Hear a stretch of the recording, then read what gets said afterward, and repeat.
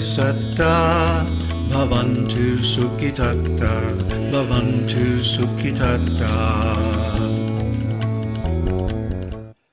Welcome to the Art of Becoming. I'm Dave Jacobson. Today we're going to talk about palingenesis and enlightenment.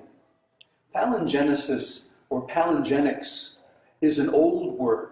It comes from theology and it basically means being born again. So we're going to change the meaning a little bit to fit better with the teaching of the Buddha on which our palingenics is based.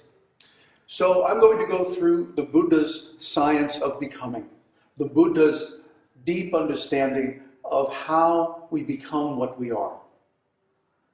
Palingenics is an old subject. There's nothing new in palingenics at all. In fact, the most ancient dream of humanity is to go to another world where everything is better. And this is the fundamental dream of religion, even of science, of politics, and so many things. But somehow it all gets confused when the intention to better ourselves through regeneration collides with religious dogma. That's when things get confused. So we want to separate religious thinking or magical thinking from scientific thinking and look at palingenesis from a modern point of view, a syncretic form of palingenesis. Syncresis means to take little bits from here and there and put them all together. And the frame, the mold that we use to put those bits together is the human being itself. Well, what is a human being? We recognize 7 chakras. 7 chakras. Now, some religious and spiritual paths specialize in some chakras and others specialize in other chakras. So we can take the methods from the spiritual paths that specialize in each chakra and combine them into a meta path, a meta religion, a meta ontology. Now, of all the paths that I know in the world, the Buddha's path, the Buddha's teaching, is the only one that's big enough, broad enough, and strong enough to absorb all the others. So we're going to be going here on 2 ontological structures. A physical structure based on the chakras from yoga, or actually from Chinese yoga, Chinese Buddhist yoga, and the mental, structural, and ontological structure of the Buddha's teaching, because that fits all the other structures just fine. Let me give you an example. One must have an enthusiastic heart, a bright heart, a high spirit. One must be enthusiastic and confident that in the future his optimistic view is going to come to pass. That his desire is going to be satisfied, that his work is going to be a success, and that he is going to attain his aim. Everybody has to have this, even though actually it's completely irrational. This hope, this belief, this devotion to a cause, this aim, this high spiritual goal. This is something all religions, all spiritual paths, and actually all endeavors by human beings have in common. We want to make things better. So how is this optimistic vision going to survive in a world where most of the time things don't work out? Let's face it. So everybody needs faith. We need faith to get out of bed in the morning, that today is going to be a better day, or today is going to bring us nearer our goals, isn't it? So this is a matter of the heart. The belief of the heart, the desire, the vision, the aim, the goal of the heart is to experience something better than we've ever experienced before. Even though, in most cases, that belief is not justified. And in the majority of cases, certainly, people fail to attain their goals. But still, palingenics as a belief system, palingenics as a religion, palingenics as a devotion, a cause that we serve, brings us closer to the day when we can actually realize those dreams. And that's the religious part, that's the emotional part, the aesthetic part of palingenics. Palingenics also has a physical part. And we draw that physical part from Chinese Buddhist yoga. Esoteric Chinese yoga is about becoming what we aim to be. And it creates a very tangible physical foundation for that becoming through sexual cultivation, energy cultivation, and movement cultivation. These three things, the sex center, the energy center, and the moving center, are called the triple warmer in Chinese medicine. And these three centers, the first three chakras, are the physical part of our being. The heart chakra is the emotional part of our being. And sometimes the throat chakra, the voice. But then the voice and the intellect are the intellectual part of our being. And of course, the crown chakra represents the function of enlightenment, or implements the function of enlightenment. So what does all this have to do with enlightenment? Well, you might make an example that enlightenment is climbing up a ladder to the roof. Once you get onto the roof, you don't need the ladder, you can throw it away. But that ladder, and every step of that ladder, is necessary condition for reaching the top. In logic, this is called necessary but not sufficient. Each step in and of itself will not get you to the top. But when you put them together in a certain way, then you can get to the top. And once you get to the top, you don't need the ladder at all. You're there. So Palingenics and the Buddha's teaching is a set of steps put together, the Eightfold Path, that results in enlightenment. Now the problem with the Buddha's teaching, the way it has come down to us today, is that it denies our physicality. It denies our need for physical culture. It denies our need for sex. It denies our need to culture our health. And so we see in Buddhist monasteries today, the monks are getting old, they're dying in their 50s and 60s from degenerative diseases, things that we thought we wiped out in the West a decade ago, 50 years ago. So instead of a normal lifespan, they're actually shortening their lifespan. Whereas things like Ayurveda, Hatha Yoga, just normal healthy exercise every day could prevent that. Well, why don't they do it? Even though this knowledge is known. Because they have a bias against the body. So Buddhism, such as we know it today, and especially Theravada Buddhism, which is terribly philosophical but not very practical, is limited by, it's weakened by this bias toward the mind and against the senses. And similarly, paths like Shaolin Qigong are also biased the opposite way. They're biased more toward the physical body and less toward the mind and spirit. And then in the middle you have the emotions, which have to find some kind of devotional faith, something to look forward to, even though it might be irrational, even though it might be ignorant in the ultimate philosophical sense. From the practical day-to-day perspective, you can't live without it.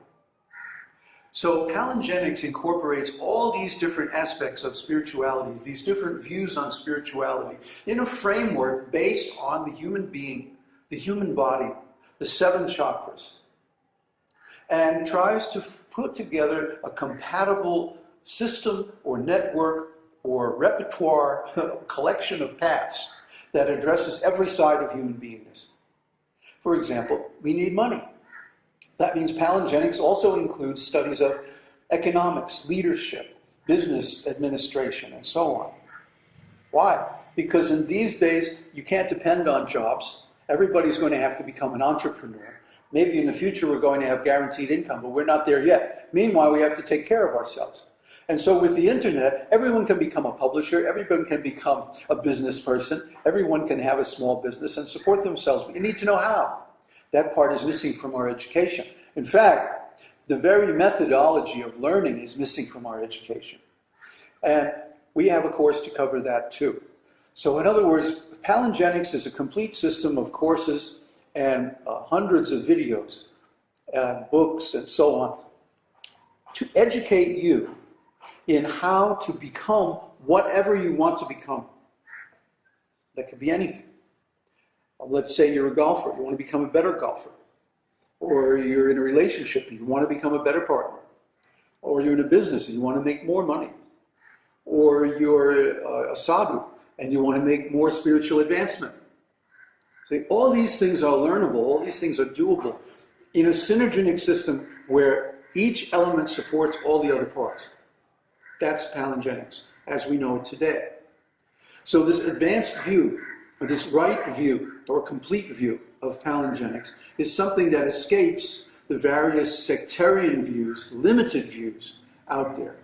First of all, every limited view is biased towards something and against something else. So that means it's limited. Its area of competence is restricted to the part it has developed the most. Now, for example, for meditation, no question about it, Theravada Buddhism better than all the rest.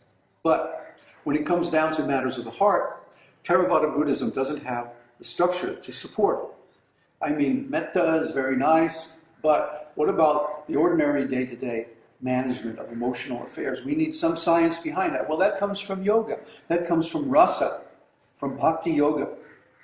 And then, as I said, the physical work comes from esoteric Chinese yoga. So all these things can work together and help us advance in all directions simultaneously, because all directions of progress lead to enlightenment. So I'm going to talk a little bit today about something that the Buddha said, which is the key to enlightenment, the key to becoming, the key to advancing our lives in every department. When phenomena manifest themselves to the ardently meditating Brahmin, then all his doubts get dispelled, since he knows the causal law. When phenomena manifest themselves to the ardently meditating Brahmin, then all his doubts get dispelled, since he knows the extinction of conditions. When phenomena manifest themselves to the ardently meditating Brahmin, dispelling hosts of Mara, he stands like the sun illumining the firmament.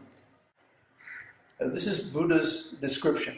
It's an udana, means it's an impassioned outburst of joy on seeing one of his disciples entering into this understanding, this realization of becoming. Because if you know the science of becoming, you can become whatever you want to become. You can go wherever you want to go. Emptiness, everybody's afraid of emptiness. Everybody's desperately terrified of nothingness. But yet, I tell you, nothingness is the gateway to everything, everywhere.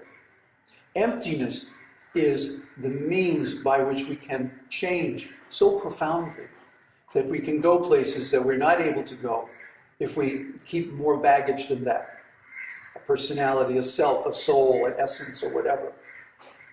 So by entering into emptiness, by entering into nothingness, we actually open up the path of becoming to its full possibilities.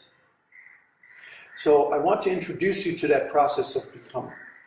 It's called dependent origination, dependent arising, dependent co-arising, or paticca samuppada, which means conditioned co-arising. Paticca samuppada is the key to the Buddha's teaching. It is how we become enlightened.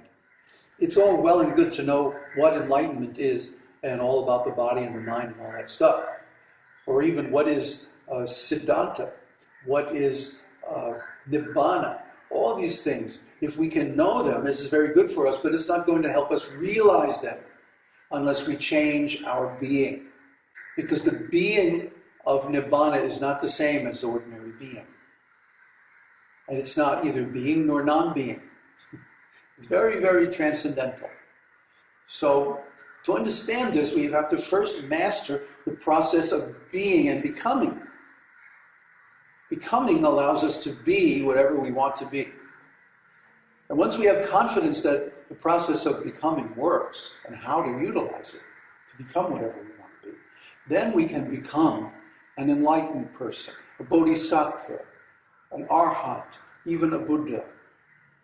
So the only difference between a Buddha and a bodhisattva is the Buddha has realized the complete truth of enlightenment on his own, without anyone's help.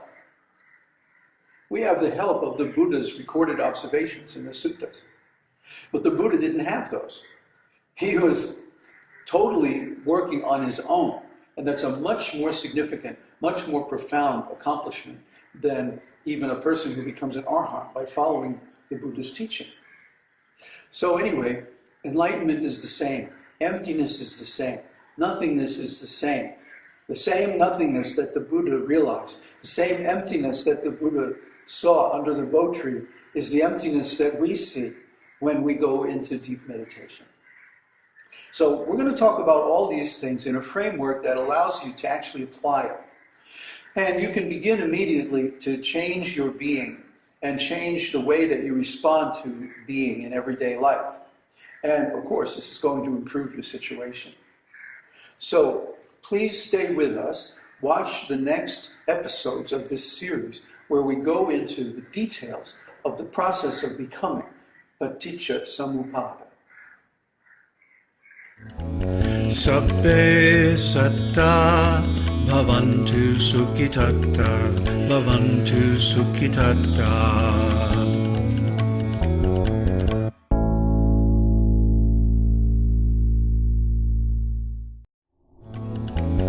Sabbe satta bhavantu sukhitatta bhavantu sukhitatta. Welcome to the Art of Becoming.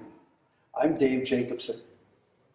Today we're going to talk about palingenesis and enlightenment. Palingenesis or palingenics is an old word. It comes from theology and it basically means being born again. So we're going to change the meaning a little bit to fit better with the teaching of the Buddha on which our palingenics is based. So I'm going to go through the Buddha's science of becoming, the Buddha's deep understanding of how we become what we are. Palingenics is an old subject. There's nothing new in palingenics at all. In fact, the most ancient dream of humanity is to go to another world where everything is better. And this is the fundamental dream of religion, even of science, of politics, and so many things. But somehow it all gets confused when the intention to better ourselves through regeneration collides with religious dogma. That's when things get confused. So we want to separate religious thinking or magical thinking from scientific thinking and look at palingenesis from a modern point of view, a syncretic form of palingenesis. Syncresis means to take little bits from here and there and put them all together. And the frame, the mold that we use to put those bits together is the human being itself.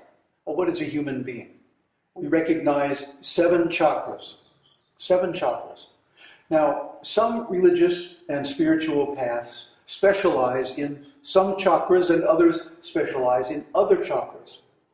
So we can take the methods from the spiritual paths that specialize in each chakra and combine them into a meta path, a meta religion, a meta ontology.